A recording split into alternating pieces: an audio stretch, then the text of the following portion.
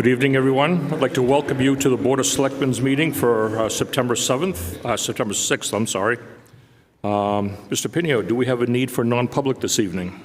Mr. Chairman, we have 2 items under real estate. Thank you. Next on our agenda is consideration of minutes for August 16th. Anybody have any corrections, comments? Linda? I have one on page 30. It is the second Mr. Pinio, and it's at the end of the sentence. It should be Mr. Burt, B-U-R-T. And that's the only one I Okay. have. Anybody else have anything?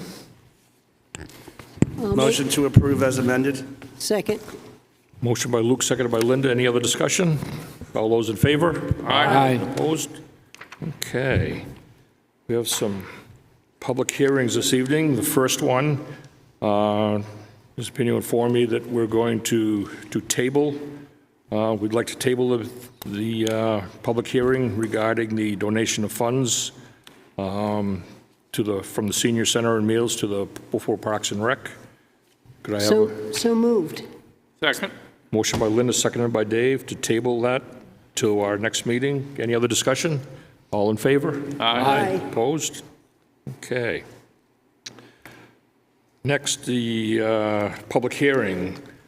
Wolfeboro Board of Selectmen will hold a public hearing on Wednesday, September 6, 2023, at approximately 6:30 p.m. at the Great Hall for the acceptance of unanticipated funds in excess of $10,000 in accordance with RSA 31:95-B3A to accept an anonymous cash donation in the amount of $16,000 to the town of Wolfeboro to fund an employee holiday celebration and to assist town welfare recipients if there is a need.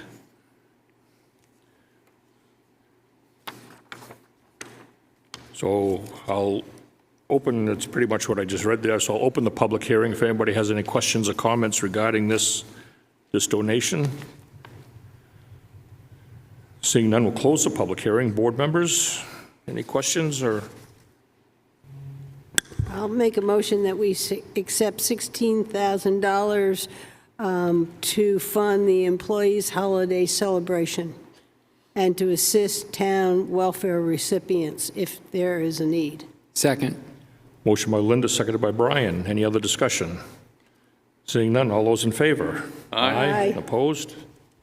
Okay. The next public hearing. Brad, Yes. I need to step down from this one. Okay, so Brian will be recusing himself from this one. Board of Selectmen will hold a public hearing on Wednesday, September 6th at the Great Hall for the acceptance of unanticipated funds for an amount donated that is greater than $10,000 in accordance with RSA 31:95-B3A relative to donations from local businesses sponsoring a laser light show and events on August 11th, 2023 at the town docks for the Lake Winnipesaukee Day. Anybody want to speak to that first or before we open up the public hearing? If not, we'll open up the public hearing. It's pretty self-explanatory what this one is. Accept the funds that funded that great celebration that we had back in August. I'll close the public hearing. Board members? Motion to accept unanticipated funds for the amount donated that is greater than $10,000 in accordance with RSA 31:95-B3 relative to donations from local businesses sponsoring a laser light show and events on August 11, 2023 at the town docks for the Lake Winnipesaukee Day. Second.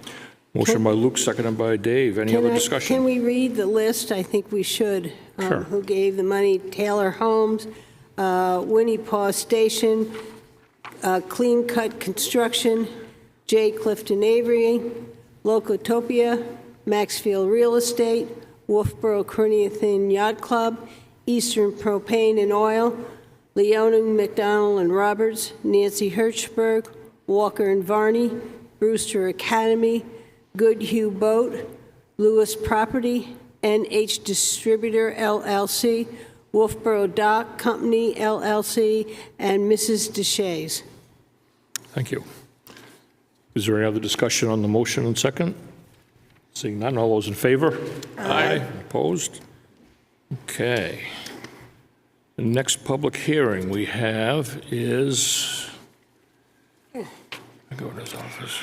Wolfeboro Board of Selectmen will hold a public hearing on Wednesday, September 6th for the acceptance of unanticipated funds for an amount that is over $10,000 in accordance with RSA 31:95-B3A relative to a grant in the amount of $100,000 from the Governor's Office for Emergency Relief and Recovery from federal ARPA dollars.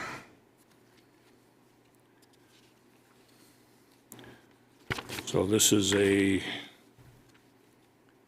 is this a new grant that we're getting, Mr. Pinio? That is, ARPA funds? that is It's correct. It's under Grant Agreement B, and it reads, specific grantee, the town of Wolfeboro will use the grant funds for the repair of the existing boat launch, mast, landing boat launch, and facility. The repair shall involve drainage of accumulated sediment, replacement of launching ramp, and replacement of the dock pilings. So this is a needed repair to Mass Landing. I know that this will be greatly appreciated by the Wentworth Watershed Association, and they would like to be involved in the process. Thank you. And I believe if you have specifics to the grant and whatnot, Steve Randall's here and can speak to that. Okay.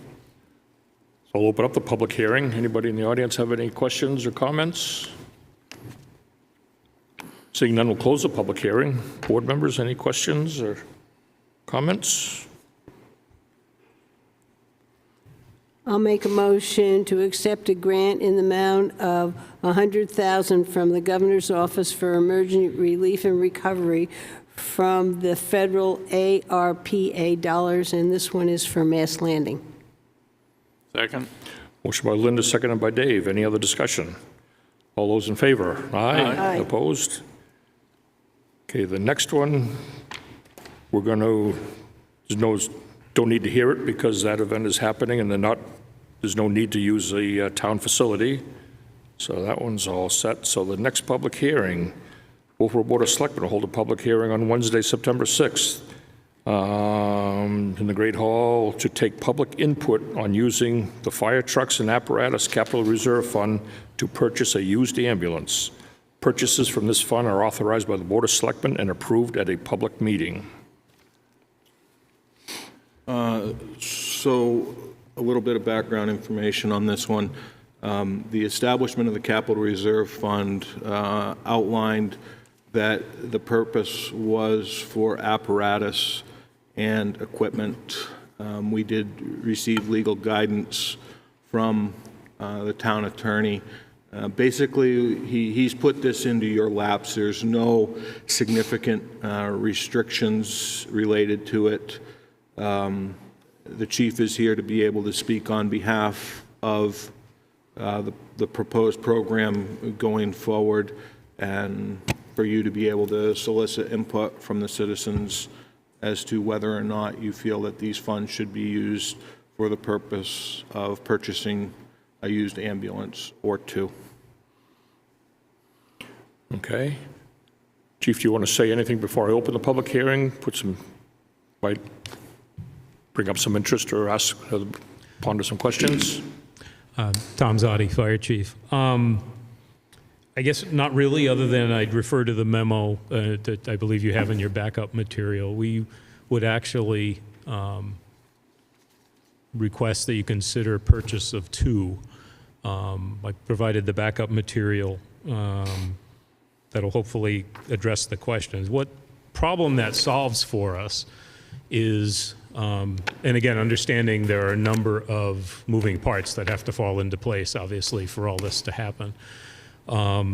Should we successfully extend the contract for a single ambulance with Stewart's for 2024, with us providing essentially the second, that works fine through 2024.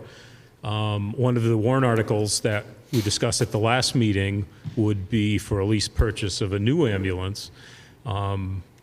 Presuming that moved forward and passed, we would be looking at an 18 to 24-month lead time. That lead time extends beyond the length of the Stewart's contract, which would mean we would be down to one ambulance in town. The other thing that does for us is allows us to offer one of those used ambulances as a trade-in to hopefully lower the price of that new lease purchase ambulance, and then when it's delivered, we'd trade it in, retain the equipment that we purchased for it, and move forward that way. Ideally, that would lower the initial cost of the lease purchase and would also allow us to have the equipment that the used ambulance would come with. Kind of on a side note, we could theoretically move forward with the purchase of one, but that may limit us to a manufacturer of the newer rig who could provide us with a loaner for the time of the build, which is not unheard of, but it would be, number one, it would be an ambulance that somebody's traded in because they're done with it. We don't know what it would cost to keep on the road. Number two, we'd have to equip it. It wouldn't come with any of that equipment. Should any or all of the warrant articles that we've contemplated to this point not pass and this program not move forward, we would be able to sell them for presumably at least what we paid for it. Again, happy to answer any questions as you contemplate it. Okay. I'll open up a public hearing here. This is kind of informational, to get public input into this process, something new for the town. So if anybody has any questions or comments, feel free to come up. We'll have the public come up first, Dave, and Suzanne, you have... I had a little difficulty understanding on the agenda just what the goal was going to be for tonight. I guess the first question I'd ask, are you being asked or expected to approve the withdrawal from the capital reserve account with a vote tonight? No. No. This is strictly public input into the process that we're talking about. Okay. And what is that number that we're expected to take out of the capital reserve account? I think if there are going to be two ambulances, 180,000. 180,000. For the used one and a new one? No, for two used ones. Used ones? That is the request that the chief has asked us. Okay, because I hear one used one, one new one, and I know, and I understand it's just the beginnings of a discussion, so it's a little bit muddy. My concern tonight is that in 2009, there was a warrant article, and there was a previous warrant article to this that established a capital reserve account before 2009, and that was to purchase a fire truck. Then they realized that they're really purchasing two, or will be needing to purchase more than one every once in a while. So they established a new capital reserve account. And it says, to see if the town will vote to establish a new capital reserve account under the provisions of RSA for the purchase of purchasing fire trucks, plural, that corrected the previous warrant article, and apparatus, and to raise and appropriate the sum of $75,000. That started it. Now, this is what, since 2009, the voters have been putting money in a capital reserve account for. The selectmen have authorized funds coming out of that capital reserve for specifically fire trucks and apparatus for the fire trucks. Never has a warrant article been put forth that says capital reserve account for fire trucks, apparatuses, and ambulances. or ambulance supplies, or ambulance use, or ambulance anything. Now, I really don't care what the attorney says he thinks you can get away with.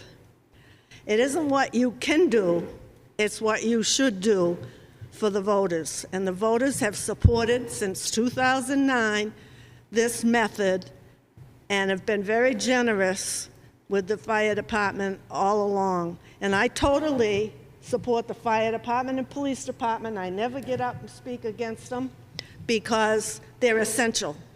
And, you know, they do a good job, but the way that we're trying to go about this is in the back door as far as the financing part of it. I'm not opposed to what you're trying to do. I'm opposed to how you're trying to fund it.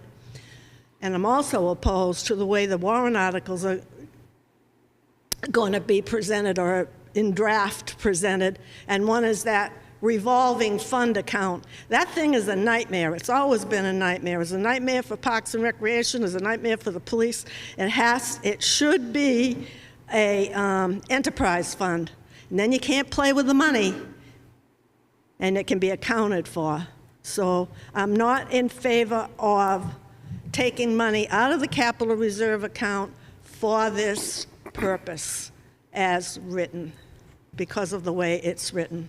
Thank you. Thank you. Anybody else have any comments would like to share with us? I'll just keep the public hearing open while the board discusses a little bit in case we trigger another question, if that's okay with the board. So, Dave, you had a question, comment? Yeah, Tom touched on it at the end. My concern is what's going to happen to these ambulances if the town meeting does not support this idea of fire ambulance service.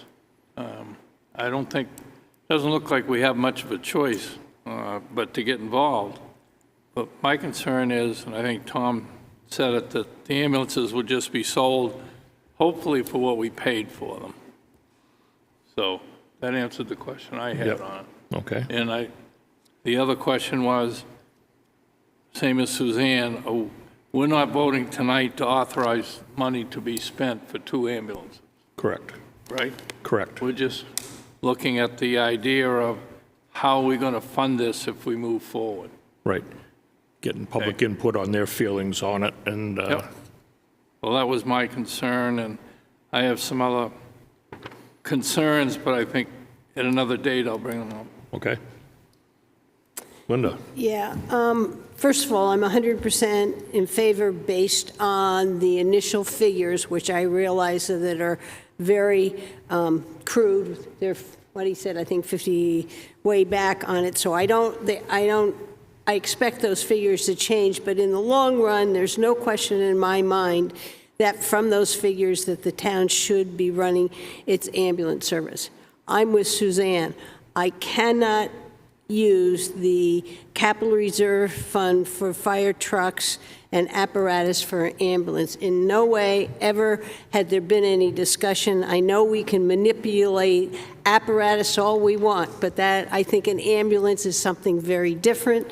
I do not feel I can move in that direction until I know what the voters want to do.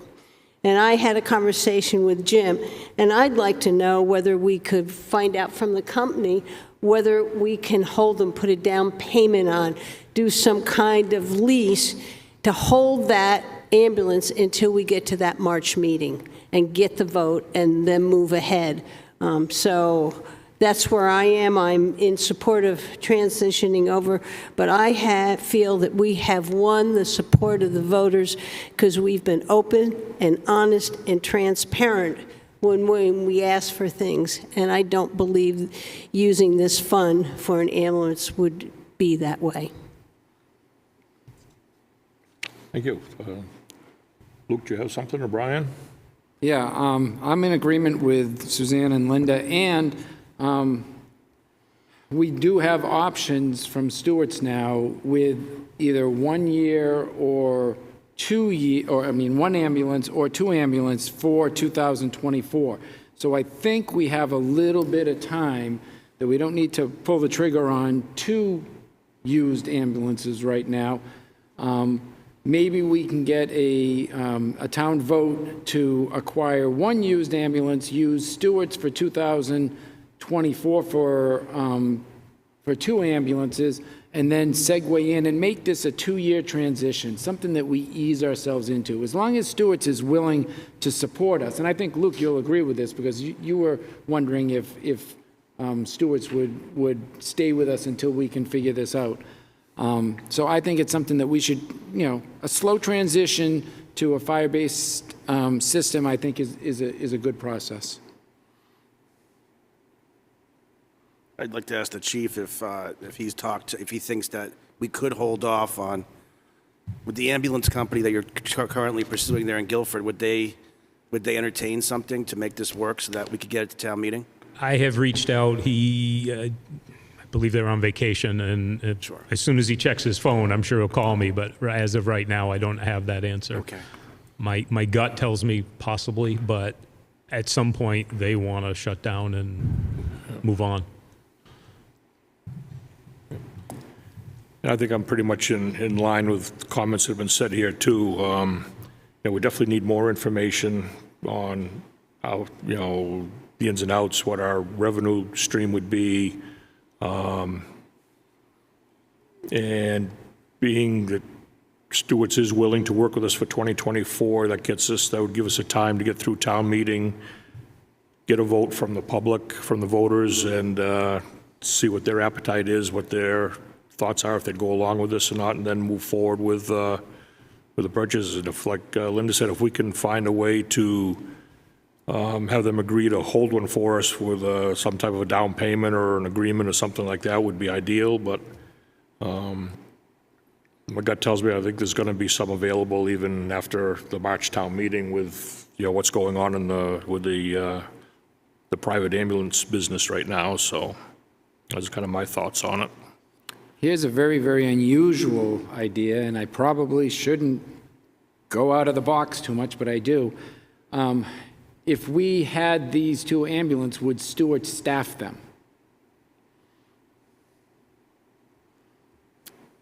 Still is the problem of how we purchase them. We don't have, if we say that the capital reserve fund is for fire, we have no funding mechanism until March. But we could lease them, potentially.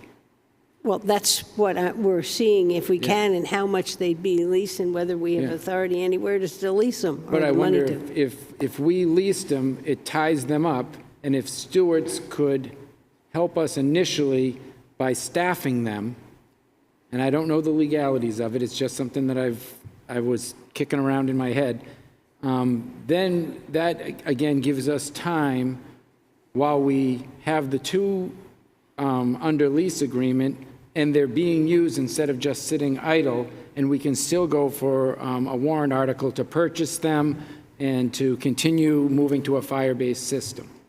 I think the only challenge with that, Brian, is they would be rolling the wheels of ambulances owned by the town of Wolfeboro and parking their own ambulances.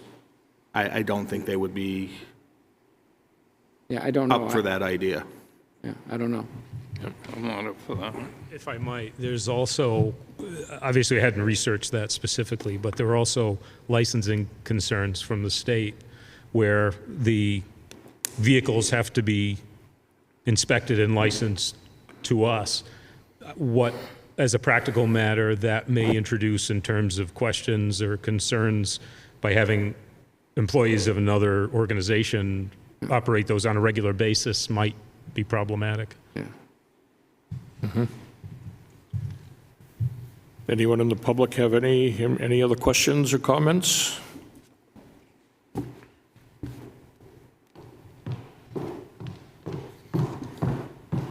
Hi, Mary DeVries. My question is about, well, I guess simply I don't understand if the conversation is about purchasing the 2 ambulances in 2024. So the funding warrant article would be on the ballot in March, or for 1? No, so the mechanism would be to secure an ambulance or 2 ambulances in 2023. there would be a warrant article to purchase a new ambulance, brand-new ambulance, in 2024 for a startup of operations in January 1 of 2025. Now, one of the conversations that Stewart's has had with us is they would be willing to work with us if they could staff a single ambulance in the town of Wolfeboro for the year of 2024, and the town of Wolfeboro would operate the backup ambulance in the year 2024. That would be a significant reduction in the contract fee for Stewart's, but all of this has to go to the voters in Okay. March for the new purchase.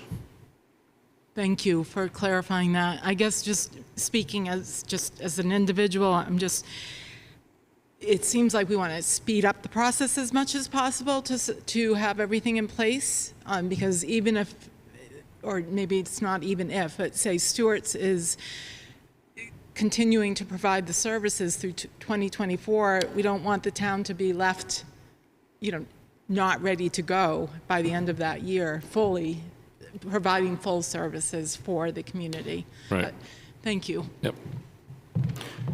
Anybody else have any questions or comments?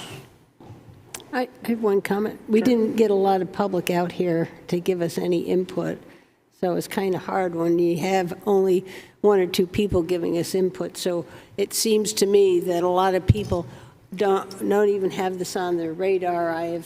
At the EDC, in every meeting I went to, I tried to tell them that this topic and we were going to discuss it, but it doesn't seem like we've generated much public interest at this point.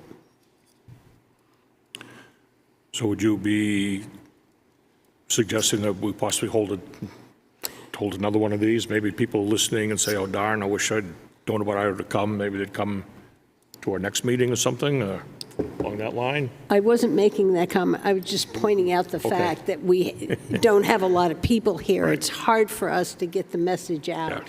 Yeah. And I think, I tried by asking everybody at meetings and stuff, and they're not here. So it's hard to make a decision on public input. Right, This is yeah. what I'm saying. Dave?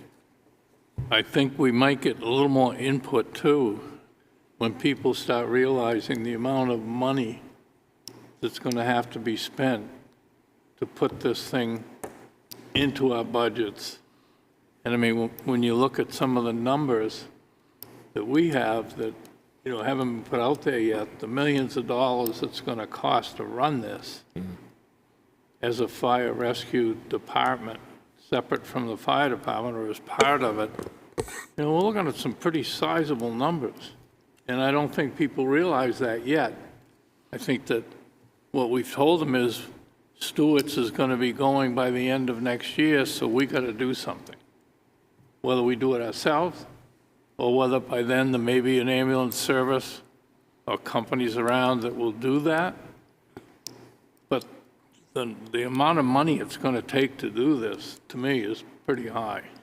Well, And I realize we need the big thing is the personnel, the people, physical people, and what that's going to cost for us to do that. The ambulances, in my opinion, you buy an ambulance good for 10, 12, 15 years, whatever the life cycle is, but it's the funding of the personnel to run those ambulances 24/7, two of them, 24/7, what we need for space to house them, which we feel that, from what I understand, that we have the space, and with the new public safety building, certainly that's going to help. But to me, the numbers are pretty high. That's my concern. Linda? Yeah, in response to that, and Jim, you can check me on this, when I took the total amount and I looked at what we were paying for the fire service today and I subtracted, it looked like the figure for the ambulance was about 1,000,001 or 1,000,002. Is that, am I correct on that? That's in the general ballpark? So the contracted prices that we received going forward was $1,400,000 and $900,000 for existing contracted services. Right off the top of my head, the $900,000 mark sounds right for high-end staffing, and then lower-end staffing, if I remember correctly, was around the $500,000 number, but I don't have those right off the top of my head. Those will all culminate with, after tonight's presentation, those will all culminate in the first meeting in October when we present the full package. Well, I guess this is what I did. I looked at the number that with the contract we would pay, and I subtracted what we were already paying for fire. Maybe the chief the difference in the two was about $1 million, $1 million, $2 million for the ambulance, because eventually that needs to be separated. If I am correct, then we're going to have to pay at least $900,000 anyhow for the ambulance service, whether we run it, have somebody else run it. So we're looking at Dave, you're right, we're looking at a big figure, but we have a big figure no matter what. Mm-hmm. And that is finally my conclusion on it. I think at the last meeting, you used the term, they hesitate to say this is cheaper or saving money, because it's not. It's cost avoidance. What you said is correct. It's not an insignificant figure, but the alternative is even higher. And that's, kind of how I think we got to where we are. The cost of the contract, either one that was put forward,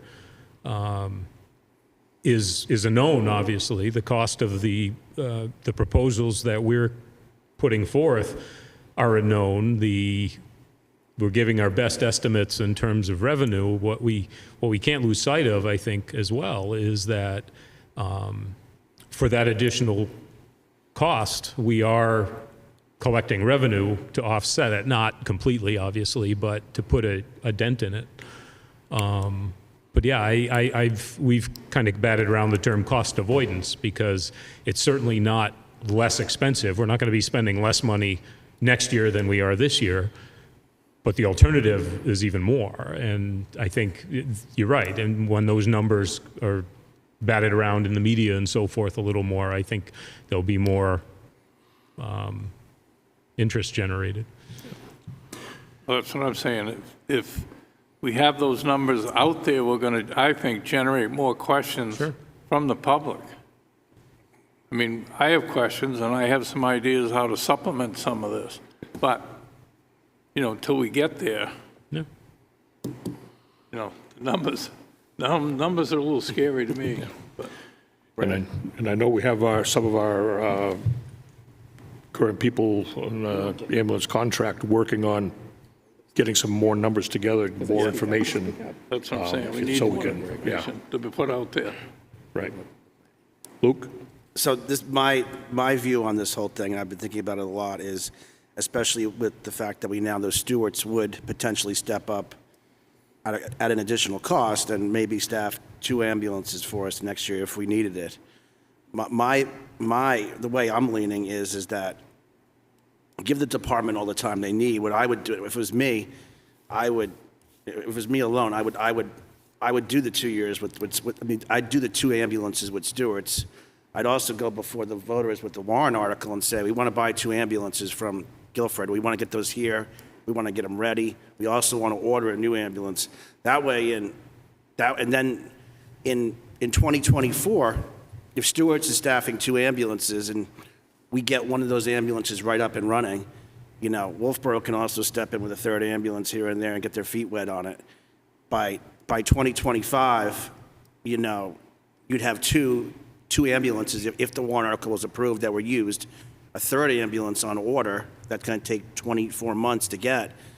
It would also kick the whole thing down the road. I mean, it's gonna be a tough year for the budget anyways. Right. What year is With the it? numbers we're looking at, so that's what I was thinking. I would think that maybe if we went to, for the used ambulances, and we gave them a down payment and said, can we tie these up till a March vote for X number of dollars each, and give them an understanding if if it doesn't pass our town vote, you get to keep a 10%, restocking fee, if you want to call it that, or something like that, so that they have some initiative to do it. So if we give them, say, a $20,000 down payment for each, and it doesn't pass our vote, they keep $4,000. We're not out a whole bunch, and we go back to ground zero. I'd also like to see if Stewart's would give us a 2 ambulance for 2024, and at least 1 in a contract for 2025. Again, it gets us so that we have time to get where we want to go. And everybody agrees that a fire-based system, fire department-based system, is the best system. And in the long run, with escalating costs and ambulance companies going out of business, it's probably going to be cost-effective. And you're going to mitigate your large increases from year to year, because your costs associated with your employees and their salaries and their pensions and insurance and all that, and we can follow those. Those are more controlled costs. But we don't want to have to strap ourselves and just jump into it with both feet. I think we're all in agreement that this is the way we're going to have to go, and we just got to think of the best way to get there. I think what we're saying here is we want the voters to weigh in, and if they're willing to do it, then we're going to move forward with it. Right, yep.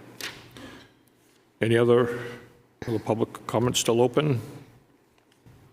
If not, I'll close the public comment portion of this, and if we have no other comments from the board, we'll move on with the agenda. Okay, next on our agenda is a bulk vote. Includes weekly manifest for August 25th of $553,768, and a manifest from September 1st of $1.373 million and change. Intent to cut wood, and that's the only other thing on there, intent to cut wood or timber on Pine Hill Road. Can I have a motion on the bulk vote? I make a motion that we accept a bulk vote. A Second. and C, right, Linda? Yep, A and C. Wonder what happened to B. I don't either. Yeah. Well, that's what I'll make sure we understood. There is no B. Yep. So we have a motion from Linda, was a second from Dave, was it? To approve the bulk vote A and C. Any other discussion? All in favor? Aye. Opposed? Okay, next on the agenda is a board committee appointment for the EDC for Cindy Fournier to become a member for a term expiring on March 2024. Does she happen to be here tonight? Want to speak to us? Let's see here.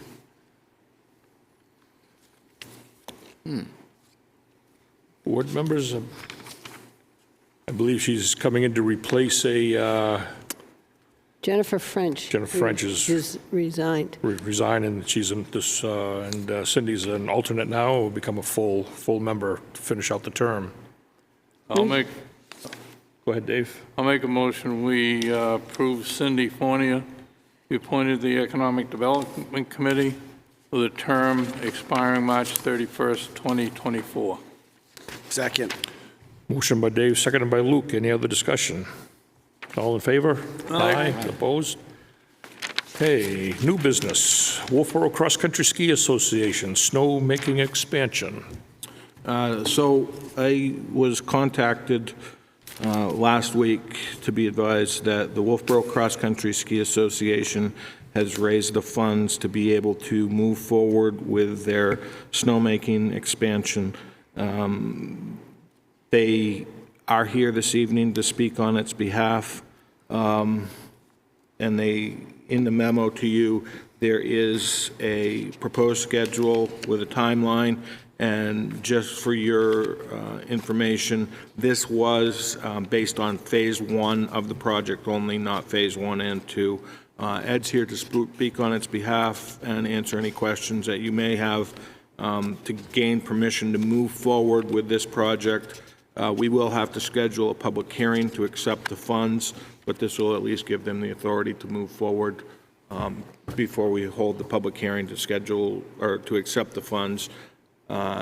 knowing that they've got to tie up some contractors and get some equipment ordered. So would you have information you'd like to add to any of that, Ed? Ed Cooper, President of the Wolfeboro Cross Country.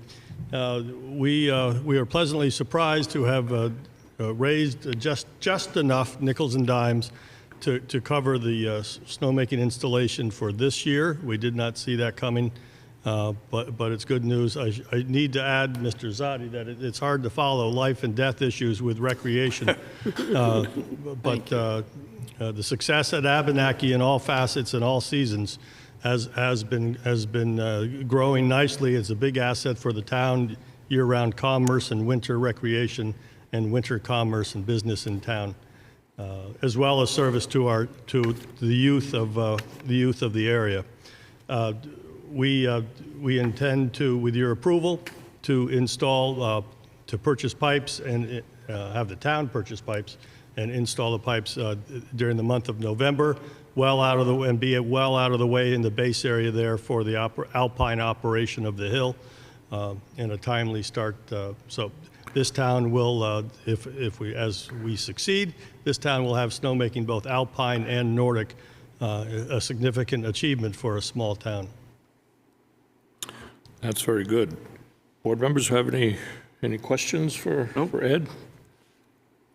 Yeah, Linda. Yeah, I just have one. I'm assuming we are going to get the money, all the money in full donate all of them at once, the $417,083.63. We're going to get all that at once before you start work? It's my understanding that the town, we could do that. We're ready to do that today.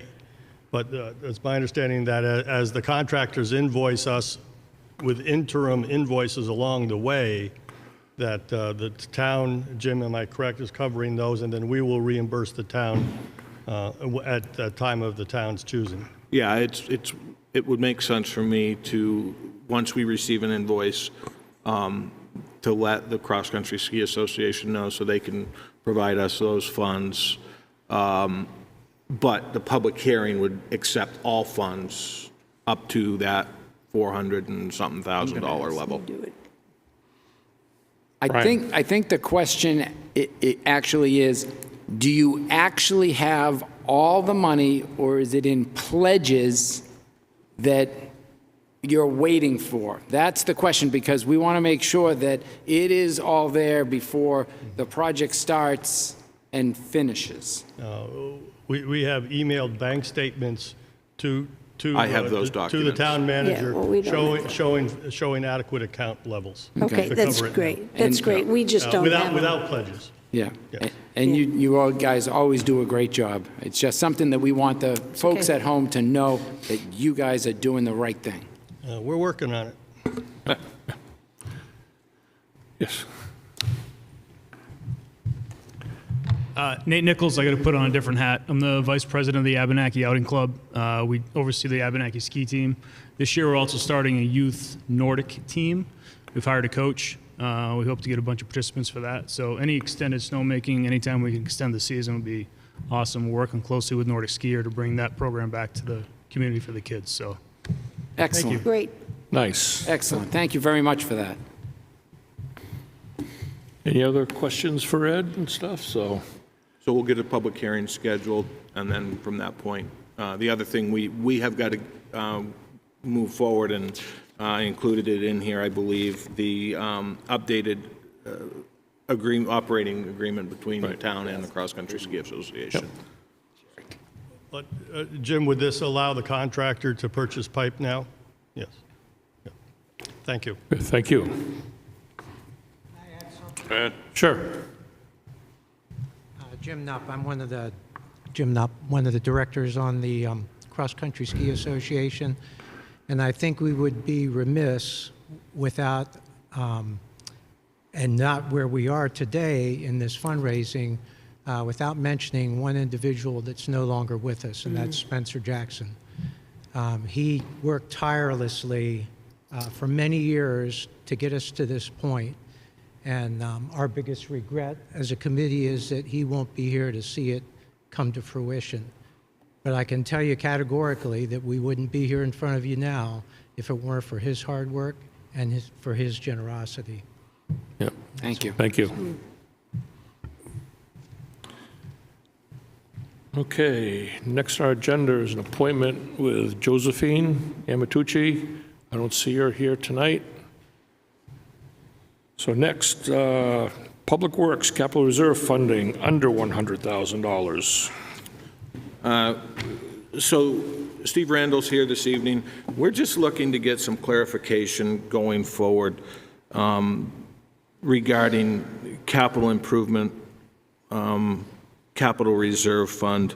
You know, we have the CIP document that outlines that those projects are in excess of $100,000. Steve has gone forward and factored out all of his equipment going forward in a nice job, and he'll break some of those items out in capital outlay form. But fundamentally, we kind of want to get an opinion from the Board of Selectmen regarding those items under $100,000. Do you want those to be coming forward as capital outlay items for pickups, et cetera, or do you want those to be tied in with the capital reserve program, which has historically been done? Just looking for some guidance and to have a conversation. Okay. Dave? Go ahead. Well, I thought that at some of our other meetings, we had discussed this situation, like you just said, with pickup trucks. I didn't think that had to come to us for that. That's always been under $100,000. So I think in the past, they basically replaced pickup trucks, if I remember right. I can run through, I went through the back budgets to try to get a handle on whether it's a line item, whether it's capital outlay, or whether it comes out of a capital reserve account. The capital reserve account for the Public Works talks about vehicles. A truck is a vehicle. So the Public Works Department has taken some of its pickup trucks out of that fund, where the code officer, Parks and Recreation, they come out of capital outlay. And that was what I was trying to get some kind of clarity. So this is what I found. And I went back, and in 2018, tools and machineries for the Public Works Department, there was a new paint sprayer for $3,800, line item. 2019, building maintenance, same thing, Public Works Department, 2 overhead doors, $8,600. Then I went to start looking at capital outlays, and this is where it gets interesting, is that Park and Rec put $6,357 in capital outlay, not a line item. We had engineering for the town docks was $7,500. That was out of capital outlay. But what surprised me, in 2019, we took architecture and engineering fees for the Townsend Brook Dam. That was by DeValders, $70,000 out of capital outlay. And then we, in 2020, put in the capital outlay the upgrade to the financial reporting of $99,978. So what I was hoping that we get is saying, well, I don't care whether it's a line item or whether it's in capital outlay. Those under $100,000 sits in the operating budget, one of the two places depending on the department. If we have a capital outlay, a capital reserve fund, those are for the bigger items over $100,000.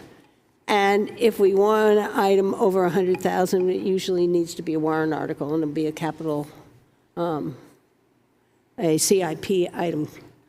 So I was just trying to get some kind of consistency, because this department does that, another one does something else. The capital reserves accounts are supposed to be savings accounts. We've used them successfully in the fire department. because when we needed that ladder truck, we had saved just about enough money when we came to the ladder truck. We had yearly been able to pay for the large trucks out of that capital reserve account. That was the same way for Public Works until we had those trucks that didn't make it the full life expectancy. And so they kind of have gotten us behind in that account. But those bigger trucks, we used to pay for a truck that was $250,000 out of that capital reserve, and then it came from accumulation because we only were putting in about 180 a year into the reserve.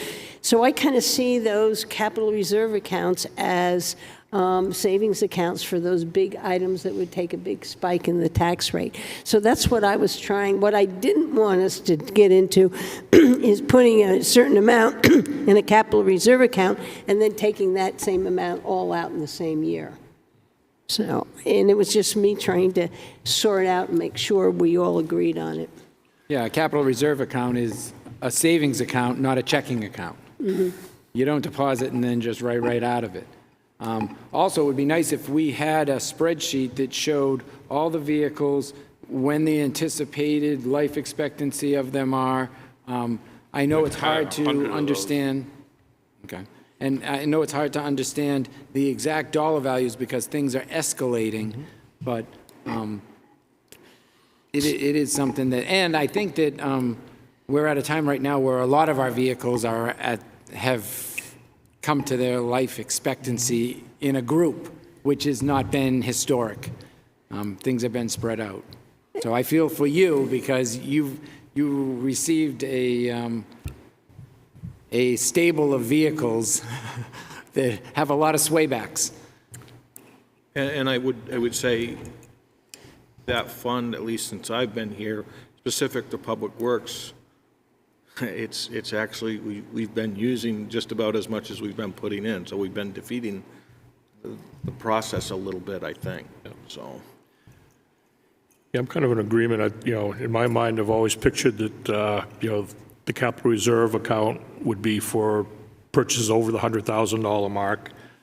And I'm thinking things under $100,000, and, we could kind of, set a level or kind of an understanding or a policy, whatever, of, 10 or 20,000 for the low end of it. And then anything below that would be just strictly, it'd be put in your operating budget type stuff for withdrawals on small stuff like a striper, like a paint for striping, crosswalks, stuff like that. The $2,000 or $3,000 purchases can be, a line item in there for miscellaneous equipment or something like that to buy the small items of water pumps and chainsaws, stuff like that. That's kind of how I'm envisioning the whole. I would say, layout. Brian, Steve has put A lot of work. every ounce of equipment into a program that did get submitted to CIP. It's comprehensive, and it's a good tool going forward. The question becomes, okay, these items, should these be pulled out and put into a capital outlay item, or should they remain? And we're just looking for some guidance. Yeah, and I think you and I were looking at it today, and so you have the engineering and architects, 70,000 for the Townsend Dam when in the capital outlay, yet sometimes they show up on a CIP submittal. So we just are I'm trying to get some consistency. So if it's the architectural fees are under 100,000, it goes in the capital outlay. If it's over, it goes on the CIP request. That's so that we treat all of them the same way, so. Yep, I agree. Anybody else have any comments?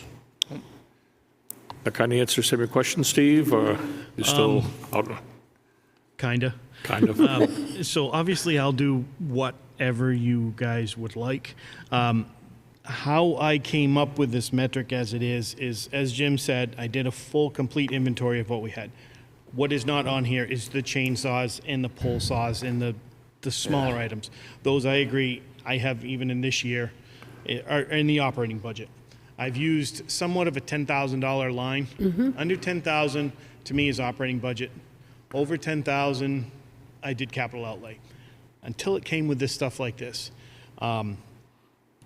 this is the more the equipment that lasts for a longer extended period of time, and that's why I put it in as this. Once I found out relatively early on that I only had one capital reserve fund, not 4, for everything, is where I came up with this.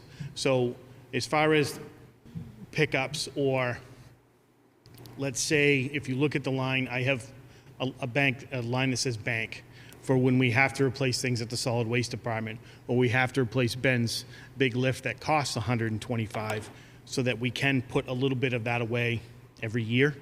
And that is how this is designed. There is things in there, tire machines, lift bank, for that reason. Right. But I can back out, if that's how you want it, I can back out 5 or 10,000 out of that. The other option, the other reason for this, was to keep that capital reserve ask somewhat stable over the next decade. Right. It does not go up very much, so that there is money when we have to replace a $400,000 truck, and I'm only asking for $350. That other $50 is coming from the previous years, and it's supposed to balance itself out. Yep. But if it's the smaller things, I certainly can pull those out and redo it. And I think the other thing that I saw was 180,000. We went to 300,000 last year. Now it's 370, 390. And so those are the things that triggered me to look at it. So where is that amount? Because that's our cash item. How much do we put there? What part of those things need to be in the operating budget where we can start weighing those amounts through the different departments? And that's what I was trying to get some kind of clarity on exactly how we do that. Because we can, but that's 370,000 of our cash, which we usually try to keep at about 2 million. Yeah. So that's why we're talking about it. And I just had a thought come to mind too, when Steve mentioned, he thought he had possibly 4 capital reserve accounts and there's only one. I'm thinking about up at the transfer station where we just had to put in a new baler up there for the tune. I can't remember what the cost was, 100 or 20. 180? I think it was 120. 120, yep. Should we consider setting up a separate capital reserve account possibly for the transfer station because there is a lot of equipment up there. We have, 3 balers and 2 compactors? We have 2 comps, 2 balers, and if you look in here, they're behind replacement. They need to, right. Yeah. The skid steers, is 2 a skid loader. steers, backhoe, yes. Yep. So, that alone, in my mind, justifies having a capital reserve. I don't think we need to fund it quite as much as we do for the highway department for, the larger $400,000 trucks, stuff like that, but wouldn't be a bad idea to have one that we put, a decent amount in each year to get a fund sitting there, so if something goes down, we have the ability to. I know I don't get a vote, but I would love that idea. But this is to include solid waste division. Right. It says on it. And maybe we haven't been putting that in, and that we can make that distinction. I would agree that it has not been put in, and I would also say that solid waste gets the hand-me-downs from Public Works. Yep. The problem becomes, at this point, the way vehicles are constructed and the way they work. By the time highway is done with them, there's no life in them to go to solid waste, so we need to look at. Very much so. Are we looking at purchasing them newer equipment as opposed to, or new equipment as opposed to the hand-me-downs? Because that is problematic up there. Absolutely, and again, this does reflect that, new skid steers for them, new balers, new comps, all that stuff to get it onto the life cycle that it's supposed to be on. Yep. Yeah. And we're going to have to balance that out as we add this to major road projects. And I think that what you're getting out of me is we just did a public safety building. It's a big hit on the tax rate. And so I'm starting to feel sensitive to being as frugal as I can, but not stupid and not replacing or doing what I need. Right. So that's that balance I'm trying to find in this, what we're doing, because we can't do it all. Of course. How do we prioritize? That's kind of what I'm saying. What do we put in that capital outlay so we can look at, this is needed by Park and Rec, this is needed by, could be solid waste, could have something in there that's less than 100,000. How in a year do we take all those items, those big capital items, and decide which one we can do in what year? Because I think we've got, and if we then pick up the ambulance service. So that's why I'm trying to get some definitions and give us ways to kind of compare and to look at the different numbers. Here's an idea. I've heard several times over the last couple of years that the Parks and Rec and Solid Waste gets the hand-me-downs when they're completely worn out. We could give them to them before they're completely worn out. Well, that's right, but to do that, you have to replace them sooner. Correct. And You that's- would, but... That's the whole concept of trying to replace them sooner. Yeah, but we could replace them a little bit sooner, some of them, and then, because we know that Parks and Rec and Solid Waste use them a lot less, so they could maybe... I don't disagree. They could extend the life of theirs, In that, and that you is- get a trickle-up effect. And that's the goal, to replace the stuff that is used the most, get it on a decent replacement schedule so that we don't have the breakdown, so there is something left. You know, Solid Waste got the water department's backhoe as a hand-me-down. Yep. That should have been gone long before it went to Solid Waste in the first place. But now it's up there, and it's what we have. Yep, So we make the best of what we have. yep. But it would be nice, 100%, to get it replaced sooner rather than later while there's still some value to it, or to be able to pass it to a different department. Yep. I'm all for that. Just takes money.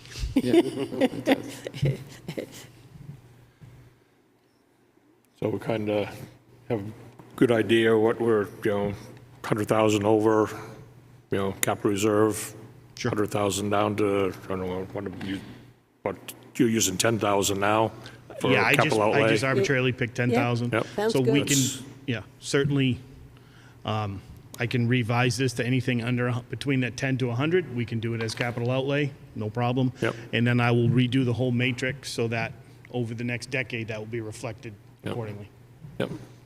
And I Mike? think the slippery slope for that, for Steve, is going to be, right now, the trucks outfitted and whatnot, they're in that $80,000, $90,000 price range, but probably in the next 3 to 4 years, they're going to be in that $100,000 price range, which begs the question, do they go back into capital outlay, or do they go to capital reserve? But that's a conversation we can have at that But I point. think on his, it says that he can take trucks, so a truck could be a pickup truck. To So me, as in long terms as- of the use that Public Works does out of a pickup truck, is, I think, very different than the amount of use it would get out of Park and Rec. Maybe I don't know trucks, though. So not necessarily dollar amount, but usage. Yes, What the usage. piece of equipment and/or machine is used for would then dictate whether or not it be capital reserve or capital outlay. I think that's kind of where I was thinking, but we can do 100,000 or less, Yep.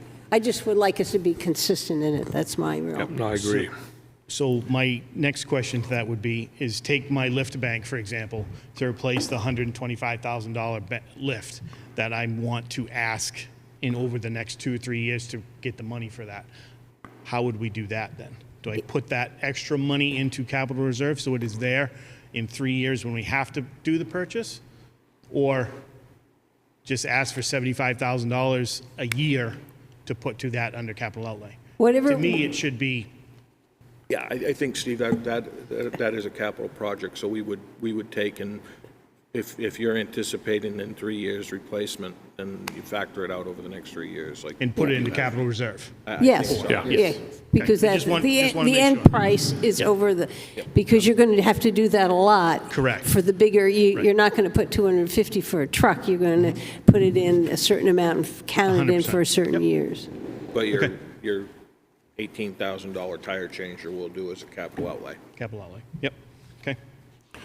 All right. I think you've given us the Thank you, direction we need. Steve. Don't go anywhere. Don't go anywhere, Steve. We'll get you up here again. Yeah, don't go anywhere. We need you back. Next is approval for capital, building capital reserve fund, solid waste, railroad station, and dockside, with your name after it. That's why I kept you up here. So we have 3 projects, building projects that are going to need to be done. the deck at the railroad station, painting the restaurant down at Dockside, and then electrical upgrade at solid waste. I guess we'll start with the solid waste. Preliminary estimates are coming in. I think you guys have the memo. Yep. That when we purchased the new baler last year, it was before my time, so I'm pretty sure that was last summer. It was recommended that we update and upgrade the service. We opted not to. Now the baler is not running properly and due to improper power. So now we have to upgrade the service. Like I said, there's preliminary estimates in there. I'm going to have a meeting next week with at least one contractor. We're looking at a 2 to 3 month lead time on parts to do said project.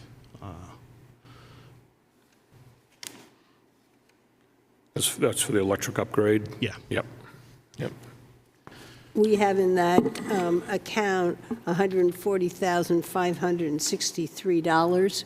And then if we put another 50 in this next year, which still has a pretty good balance, but I will point out, we've got an issue up here on this clock tower roof. So I think all three of those are needed projects. Right. To be done. The dockside painting, the building looked horrible. There was some rot in it. It needs to be done. It shouldn't wait another year. You shouldn't run a baler if you don't have the proper electricity, or you're going to wear it out sooner. You're going to have all sorts of problems. Correct. And that boardwalk around the railroad station is in horrible shape and should be done. So all of those projects, I feel, In the contractor for the deck is ready to roll ASAP. It needs. Brian? I've talked to a couple of the business owners down there, and Mary might be able to help with this. On the side facing the yellow condos. The ramp? Yes. The ramp, there's a ramp on one side and a step on another side, and some of the businesses there have said that a person walking one way walks up the ramp, then when they're walking back the other way, they trip over the step. That we should probably do a ramp on both sides so that, because it is confusing, especially with people with strollers and things like that. They walk down the sidewalk, they're carrying a stroller on one side and rolling it down a ramp on the other side. Any problem with doing that? No, that's actually in the plan. Okay. Yep. There was an incident, I'm going to say a month ago. Don't hold me to the time frame where that happened. Okay. So. Mary, would you have a comment you'd like or a question you'd like to ask us? Yeah, you use that sidewalk more than anybody. Your input would be valuable. Well, thank you, Mr. Chairman. More than me or the Chamber or Information Center, it's the residents and visitors. There are, in addition to what I've heard tonight, there are many safety concerns and tripping hazards around that walkway. And I feel like this year in particular, our office has made so many reports that I almost cringe when we call Ms. Muccio's office or Mr. Randall's. So just wanted to speak in support. It's a growing concern, and it might be surprising to some just what some of the hazards are, but they are occurring, yes. Thank you. Yep, thank you. Yeah, I agree. I think we've had that on our radar for a number of years there, that boardwalk down there, so. Yeah, so if the board's willing to, I'd entertain a motion to approve the withdrawal from the capital reserve fund for these projects. So moved. So Brian, motion, and Dave seconded. Any other discussion? All those in favor? Aye. Opposed? Okay. Once we secure the pricing for the painting, we will get that to you. Okay. Next, discussion regarding the ambulance revenue. Okay, when we met last time, we discussed expenses for the operations of an ambulance. within the fire department going forward. Tonight's conversation is going to focus on what some of our potential revenues may be. I've got a PowerPoint to walk you through. So I've reached out to a number of communities, and we actually had 7 communities respond back to us, those being Bristol, Belmont, Guilford, Hanover, Littleton, Plymouth, Tilton, Northfield. We also reached out to Franklin and Seabrook without response from them regarding the operations. Turn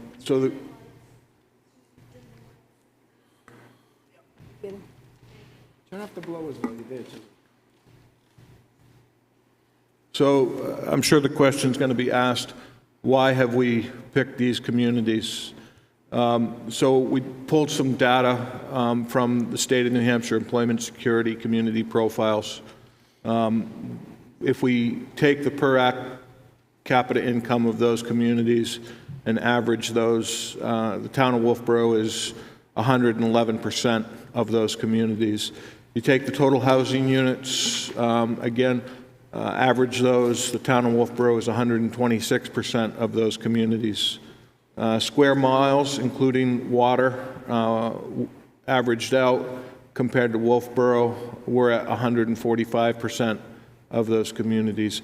And then if you look at the operating budgets of those communities, and we did back out the electric department, compared to those communities, we're at 122% of their budgets based on 2022. When we look at the age of these communities, of the citizens, number one, when we look down through population base, we're at 87% population of those other communities. There's a medium age difference of 16.4 years when we compare the median age of Wolfeboro to all other communities. And that is backed up by the fact that 164% compared to other communities are 65 or older. And right down the line, you can see we've got an aging community. So an aging community tells me that I think we are going to have an ambulance need for many years to come. Again, this information was pulled from State of New Hampshire Employment Security Community Profiles, which is available online. So of the communities surveyed, again, the town of Wolfeboro having a population of 6,373 is 87% of those other communities surveyed. You'll look at Hanover, and you'll see Hanover is significantly higher, but I think that there'll be a slide coming up that explains why they're higher and how that we are comparable.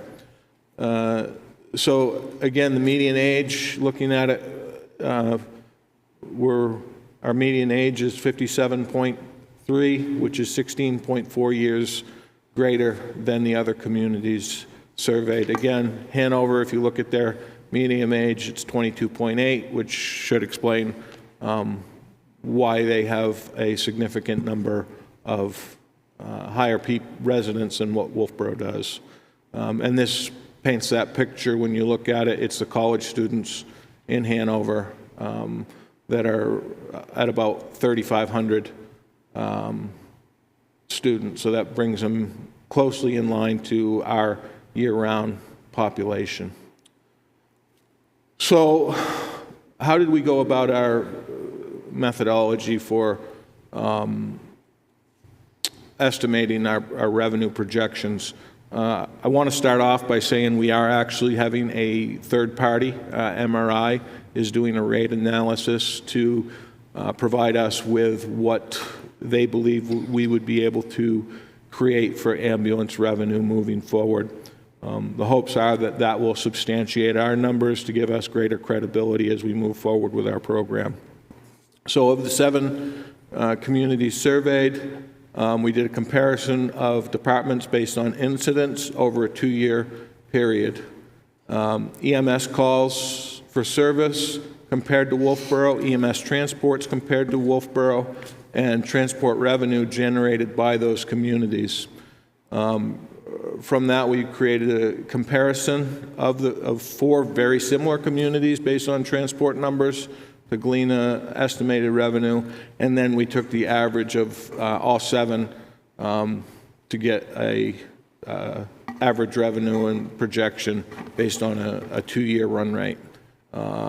So when we look at the town of Wolfeboro's calls for service, you can see there's been some significant upticks over the past several years. This information has been pulled right straight from the town reports.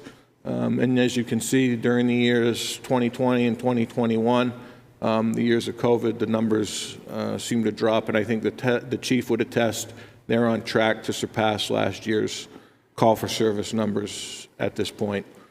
So the types of calls for service, again, this was pulled directly from the town reports, but as you can see, over a 5-year average, the average EMS calls were 792 over that 5-year period.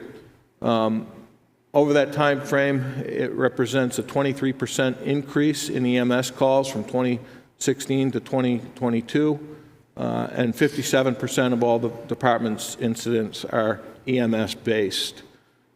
Have a pie chart showing a breakdown of those incidents based on the numbers above. So of those calls for service, 81% of the EMS calls which fire rescue respond to result in transports. That means over a 2-year period, there was an average of 685 transports with 156 non-transports. Mind you, the non-transports tend to not generate any revenue. However, some communities have instituted a payment program for those services. Those are conversations that we can have going forward when we get into the billing.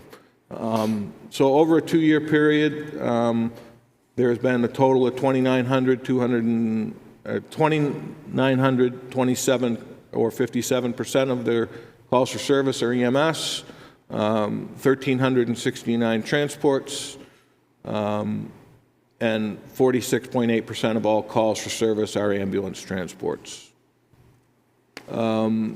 This breaks it into a chart to give you a comparison to other communities. As you can see, Tilton Northfield seems to have a higher number of calls for service, but when you compare our calls for service to those other communities, Wolfeboro is 83% of those communities surveyed, so that we're in the ballpark.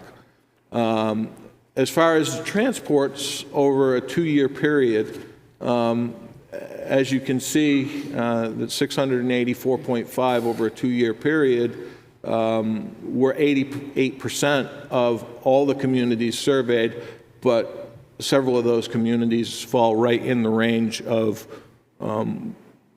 what the town of Wolfeboro does for transports. So we asked those communities to provide us the actual revenues that they generated for their ambulance services. Not what they billed, but their actual revenue. This revenue is after the billing service, and this is actually what the towns receive.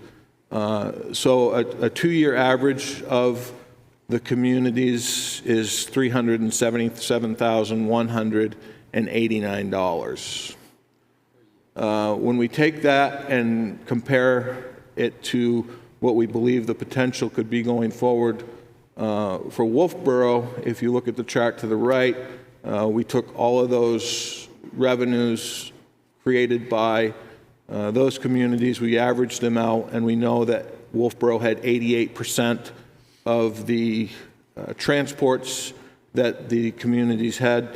So that tells us that we feel that we can safely project a revenue of $331,927. We take that a step further, the chart on the left, and we take some of those communities that are much more closely represented, and their revenues for those 4 communities are $340,000. Interestingly enough, Littleton and Plymouth both have hospitals in their own communities, and there is revenue generation from loaded miles. So those 2 communities do give close representation. With that said, both of those communities as well contract with outside towns, so they don't just create revenue from their own community, they go to other communities as well. So in conclusion, based on a comparison of ambulance transports of the 7 communities operating fire-based ambulance services, revenue projections for the town of Wolfeboro between $300,000 and $325,000 should be achievable in year 1 of fire-based ambulance operations if we were to do it in 2025, depending on billing policies and practices. Now, what I would say about billing policies and practices, we have had a conversation with MRI. If this project does get approved by the voters in 2024 to go forward in 2025, they will work with us to develop a contract so that they can create our billing policies for you, the Board of Selectmen, to review and adopt. Similar to what we do with water, similar to what we do with sewer, similar to what we do with electric, we have an outside entity look at this and come forward with a set of recommendations. MRI did this for Littleton. It was successful. They did it for Cheshire County, and they seem to have a pretty good track record on it. And based on comparison of ambulance service revenues of the 7 communities surveyed, their revenue increased over the 2-year period by 13.9%, but that over that same period, their transports increased by 13.8%, saying that it's a fairly stable model for those communities going forward. Our next step is to come in front of you on October 4th to deliver our proposed business plan with mechanisms for options of staffing. That's going to be one of the big questions and the big driving forces, and go from there. The chief, the deputy are here to answer any questions specific to the operations or potential revenues, and we'd be happy to try to answer any questions that the board may have. All right, thank you, Jim. Board members, do you have any questions for Jim or the chief on this? My feeling is I'm looking forward to the October 4th business plan. Yep, I agree. Okay, very good. Okay, so we'll be on the agenda for October 4th with a business plan and some staffing models to go forward and hopefully be prepared for warrant article season. Very good, thank you. Next on our agenda is discussion regarding community collaboration group of area communities. So I received an email from the town administrator in Wolfeboro. Their Board of Selectmen would like to meet with neighboring communities to see if there's any funding or savings options that might be available going forward, any collaborations that we may be able to work through.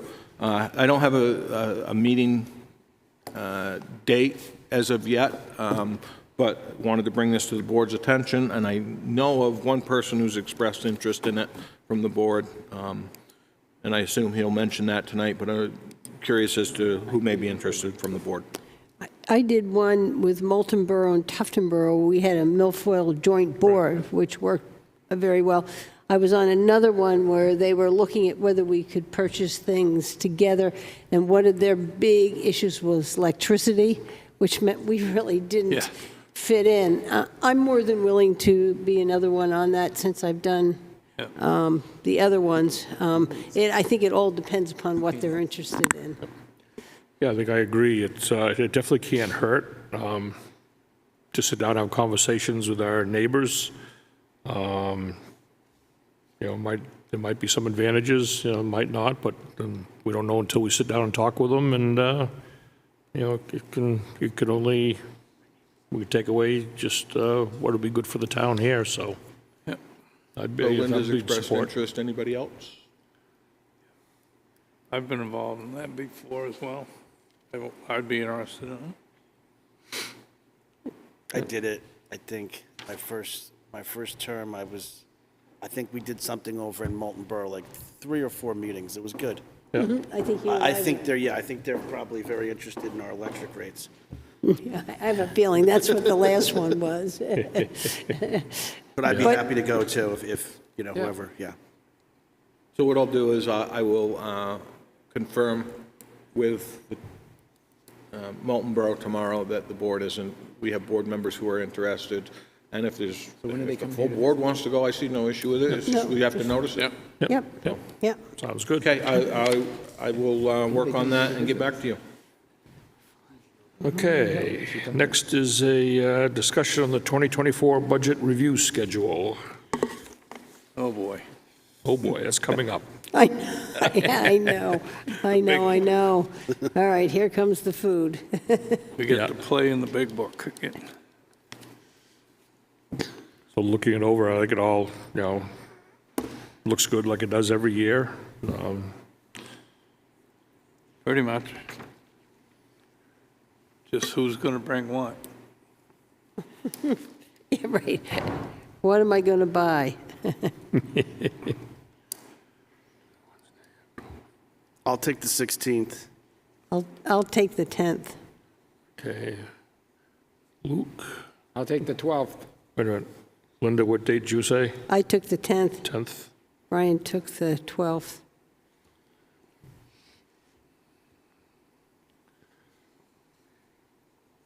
Doesn't matter to me. Yeah, me neither, Dave, so let's see. I'll take the 4th. All right. And I'll take the 23rd.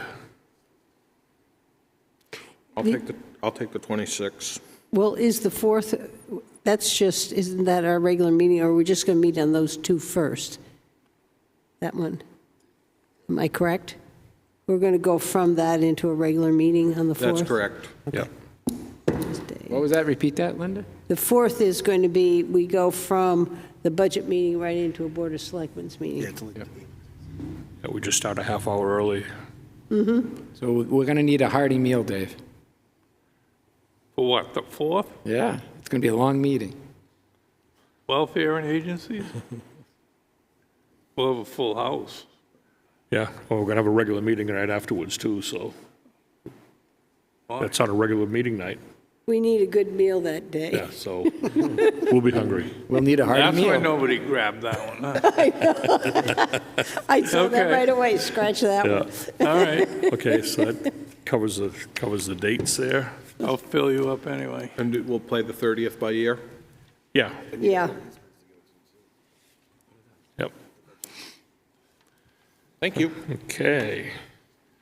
Oh, I have to- Other business, do we have any other business to go over tonight?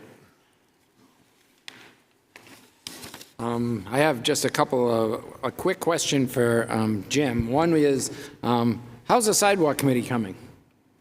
I believe we've received one person of interest to this point. And when was that closed? Did you put a closing date? I'm not sure what the Okay. closing date was. All right. And how are we doing with the signage for the Abenaki spray field? We're in good shape, I think. They are actually working on the trails now. Okay. I don't think they've ordered the signage yet, but Okay. Well, I mean the signage to protect the spray fields, those signs. They're are we manufacturing Woodward and Curran? How are we getting? I think Woodward and Curran would do it through one of their contractors. Okay. That was my understanding. All right.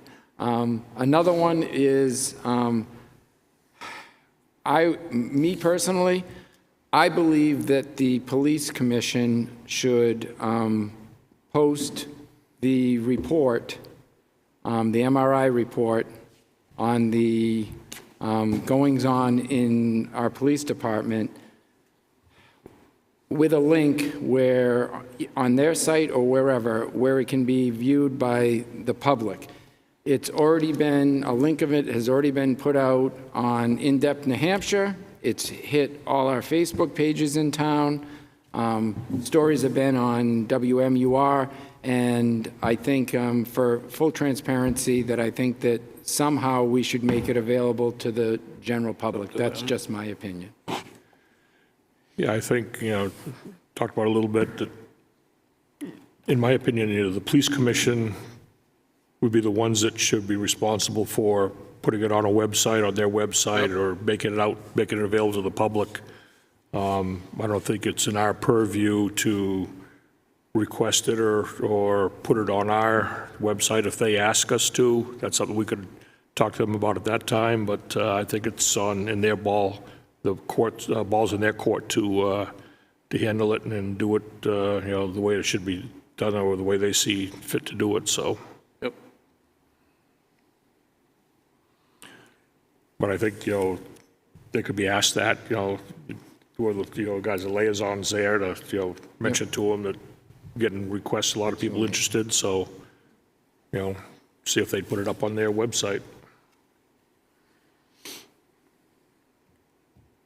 Anything else under other business? Nope.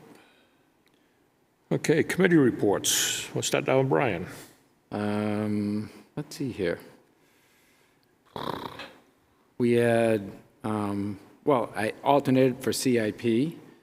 I had that. We didn't have an EDC meeting. I had a energy committee meeting, and we looked at the numbers for the EV chargers. That was one of the things that we talked about. And we've averaged in the this calendar year 2 charges a day for $2,000 worth of revenues and profits of $300 or $400 year to date so far. So for the whole life of the chargers, we're up to, by the end of the year, probably about $1,000 worth of profits after expenses on the chargers. So, and I had somebody from St. Johnsbury call me. I get calls from time to time, and they said, want to bring my Ford F-150 Lightning down to visit my friend in Brookfield. Heard that you have chargers in downtown. Where are they? Can I use them? Blah, blah, blah, blah. And they were very happy and actually called and thanked me afterwards. So they've been good. Luke? I've had a quiet few weeks. It's been nice, and I haven't had any meetings. So. I had a milfoil committee meeting, but I also want to tell the public that tomorrow and Friday, they will also see the dash unit and a diver out in Back Bay. We're having a significant regrowth of milfoil, and we will have put the diver in for 4 days, but there will be a need for a chemicals treatment in 2024. It's interesting, it goes along, and we can do it with hand pulling in the dash unit, and then there always comes a year where it just really blossoms and we're back to putting chemicals in. So we wish we could just hand pull it all along, but we can't. I also attended a Whitegate Road Association meeting with Public Works, and we talked about possible drainage solutions. I was at 2 CIP meetings. There was the public forum on Route 28, and I went to that, and there's the survey out, and I went to a Friends of Pop Whalen. Thank you. Yeah, I had a planning board meeting last night. The big item that last night was Brewster Academy was in for their site review to turn their hockey rink that they have down behind Anderson Hall into a permanent structure there. A lot of input, public input on that. And then I had also attended the Whitegate meeting that Linda was just speaking about on the drainage and the stormwater runoff down through the properties there. And that was it for me. Dave? Well, the only thing I had was the Route 28 meeting that they had here. Other than that, I had none. Yep, that's right, too. Came to that one, too. Yep. Town managers report. Couple of items. First, the trail location of Almost There is complete. We'll be holding a public hearing to accept the balance of funds for that project, which we did not do. Just so you're aware, I was asked at one of our CIP meetings, I don't believe we've had a meeting since, to submit a CIP for the Libby Museum. I did that. Brad and I are meeting tomorrow with Bergeron Technical Services tomorrow afternoon to discuss that project and a couple other inspection services projects in town. So we really don't, I really grabbed at straws when I put that together. And what I did was I used the previous report that showed the reduced scope of renovating in the existing footprint and just tied that into the narrative, not knowing what we're going to do and not knowing anything really other than they wanted something, so we put that together. So just so you're aware, that is in there as a placeholder. And with that said, I'm not sure how the board would like to handle the Libby Museum budget. If you'd like to have an opportunity to review the operating budget for 2024 before it goes forward, or if you just want us to submit what has been done by the director. What time is the meeting tomorrow for the Libby? 1:30, I believe. I think it's at 1:30, Luke, yeah. Okay. My feeling is you put all the other ones together. Yep. Why don't you put that one together? And if we don't like it, don't worry, we'll tell you. Okay, consider it done. I'm just confirming that tomorrow, Luke. Where are we doing that? The annex? 1:30, I believe it's in the annex conference room. And we might want to go up to the Libby. I had Bruce Marinell come in yesterday afternoon and told me that there's a very soft spot in the floor up there again, in the back left corner as you go in the building. Okay. So might want to. I was told that the other day, too. Yeah. So we'll definitely check that out and make Bergeron aware of that. Anything else on your? I do believe that's it, other than CIP budgets, and we start budget reviews with department heads next week. So Okay. other than that, nothing. Thank you. Questions from the press? Do we have Alyssa with us still? Yes, I am. Yes, I am. Well, I just wanted to comment that the lead story in the Granite State News this weekend, most likely the Independent, is the story of the investigation, the MRI report that originated with a complaint related to the chief. I understand MUR has reported on it, and In-Depth New Hampshire, and